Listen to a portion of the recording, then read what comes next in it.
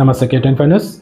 Miryalaguda MRO కార్యాలయంలో ఈరోజు జరిగిన విలేకరుల సమావేశంలో ఎంఆర్ఓ ఎన్ హరిబాబు మాట్లాడుతూ పథకాల అమలు నిరంతర ప్రక్రియ, ఎవరు నిరాశ పడొద్దని, ఇందిరమ్మ ఇండ్లు, రైతు భరోసా, రేషన్ కార్డులు, ఆత్మీయ భరోసా పథకాలు నిరంతర ప్రక్రియగా కొనసాగుతాయని, పథకాల దరఖాస్తులపైన 16 నుంచి 20 వరకు క్షేత్రీయ స్థాయిలో పరిశీలన చేశాం. 21 నుండి 24 వరకు గ్రామ సభ ఏర్పాటు చేసే లబ్ధిదారులకు తుది ఎంపిక చేస్తామని, అభ్యంతరాలు ఏమన్నా ఉన్నా గ్రామ సభలో వెల్లడి చేసుకునే అవకాశం ఉందని, పథకాల లబ్ధిదారుల ఎంపికలో ఎలాంటి రాజకీయ ఒత్తిళ్లకు అవకాశం లేదన్నారు. ప్రభుత్వ నిబంధనల మేరకు ఎంపిక పారదర్శకంగా చేపడతామని అన్నారు. ఈరోజు ప్రభుత్వము ప్రవేశపెడుతున్న 4 స్కీముల గురించి ప్రెస్ మీట్ పెట్టడం జరిగింది. మన ప్రభుత్వం ప్రతిష్టాత్మకంగా 4 స్కీములు 26వ తారీఖు రోజున ప్రవేశపెడుతుంది.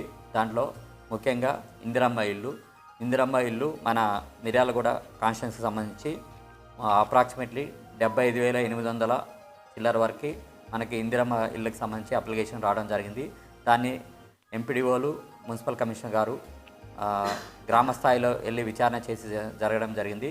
మనకి రేపటి నుంచి గ్రామ సభలు ఉంటాయి కాబట్టి 4 డేస్ దాంట్లో ఎవరెవరికి ఎలిజిబుల్, ఇన్ఎలిజిబుల్ అనేది గ్రామ సభల్లో ప్రజల చేత మనకి ఎలిజిబిలిటీ లిస్టు బయటకు తీసి తర్వాత విడతల వారీగా మనకు ప్రభుత్వము ఇవ్వడం జరుగుతుంది.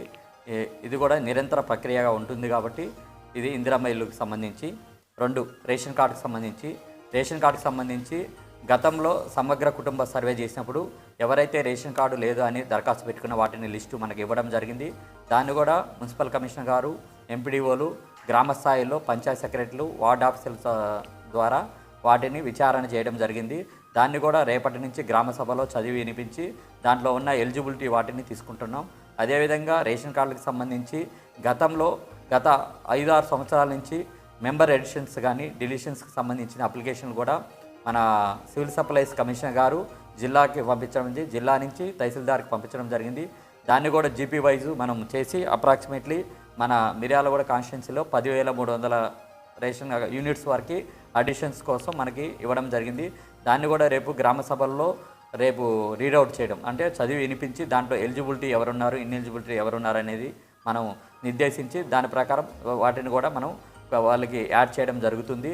అదేవిధంగా ప్రజాపాలనలో గతంలో కూడా లాస్ట్ ఇయర్ ప్రజాపాలన పెట్టినప్పుడు చాలామంది వైట్ పేపర్ మీద లేకపోతే తెల్ల కాగితాల మీద ప్రిస్క్రైబ్ ఫామ్ మీద కూడా ఇవ్వడం జరిగింది. ఆ అప్లికేషన్ కూడా మనం తీసుకొని రేపు గ్రామ సభలో చదివి వాటిని కూడా మనకి ఎలిజిబిలిటీ లిస్టుని తయారు చేస్తుంది. ఇంకా ఎవరైనా రేషన్ కార్డులు మిగిలి ఉంటే కూడా ఇది నిరంతర ప్రక్రియ కాబట్టి రేపు గ్రామ సభల్లో కావచ్చు, లేకపోతే మండల పరిషత్ ఆఫీసు, ఎంపీడీఓ ఆఫీసులో కావచ్చు, మున్సిపల్ ఆఫీసులో కావచ్చు, ఎంఆర్ ఆఫీసులో కావచ్చు ప్రత్యేక కౌంటర్లు పెట్టడం జరుగుతుంది.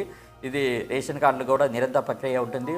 ప్రతి ఒక్క దరఖాస్తుని తీసుకొని ప్రతి ఒక్క అర్హుడైన రేషన్ కార్డుకి అందరికీ రేషన్ కార్డులు ఇవ్వాలని ప్రభుత్వం ప్రవేశపెట్టింది కాబట్టి రేషన్ కార్డు ఎలిజిబిలిటీ ఉన్న ప్రతి ఒక్కరికి అందరికీ రేషన్ కార్డులు వచ్చే విధంగా, అదేవిధంగా ఎవరైతే న్యూ అడిషన్స్ కొత్తగా పుట్టిన వారు కావచ్చు, పెళ్ళిళ్ళు చేసుకొని వచ్చి ఈ గ్రామంలో, ఈ మండలంలో కానీ ఈ తాలూకాలో కానీ ఉన్న వారికి కూడా వారిని కూడా యాడ్ చేయడం కూడా జరుగుతుంది.